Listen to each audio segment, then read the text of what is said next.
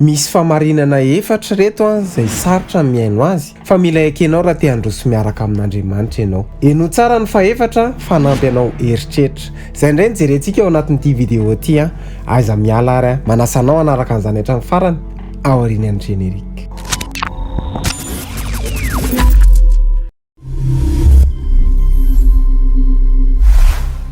Faly miarabantsika rehetra tompoko misaotra anao manaraka hatrany ny pejy mitsanganaka miazava famarinana efatra izay sarotra ekena fanampy anao anampy anao androso. Voalohany aleo mandeha irery toy izay miaraka amin'ny namana ratsy. Korintiana voalohany toko 10:7 manao hoe aiza mety ho fitahana ianareo fa ny fikambanana amin'ny ratsy manimba fitondratena tsara. Manana safidy ianao isafidy ny namanao, na tsara toetra ohatry ny ahoana ary ianao, na tsara fitondratena ohatry ny ahoana ary ianao, fa rehefa miaraka amin'ny ratsy ianao dia tsy maintsy simba ilay fitondratena tsara anananao. Natao hiavana amin'olona rehetra tsika fa tsy natao hiaraka andeha amin'ny olona rehetra. Noho izany fidio ny namanao. Faharoa mandiny tena. Mpitoroteny toko 7:4 amin'ny andro mafaly dia mifalia fa amin'ny andro mahory kosa dia mieritrereta.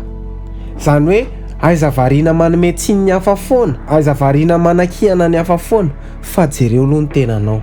Dinio ny tenanao hoe inona ny zavatra nety, inona ny zavatra tsy nety, inona ny zavatra nandeha, inona ny zavatra tsy nandeha, inona ny zavatra tokony ho amboarina. Fahatelo, raha tsy mandray an-tanana amin'ny fiainanao ianao dia tsy misy olona anao an'izany amin'ny toeranao. Izany hoe tsy misy olona hiady ho anao izany. Ary ny fahaefatra farany izay tena sarobidy indrindra, aiza manery izany eo amin'ny fiainana, na amin'ny finamanana, na amin'ny fitiavana, na amin'ny fifandraisana, ninninna dia aiza manery olona izany, aiza manery mandrakizay. Raha misy olona te hiala aminao dia aiza terena hiverina izy, fa raha anao izy dia tsy maintsy hiverina eo aminao foana. Noho izany ataovy izay azonao atao amin'ny fahavelao Andriamanitra hiasa, ary ho azonao anie izay anjara voatendry ho anao. Afaka soratanao amin'ny commentaire ve izay tena voaray anao tao anatin'izay teboka efatra izay. Dia misaotra anao nanaraka ny vidéo hatramin'ny farany.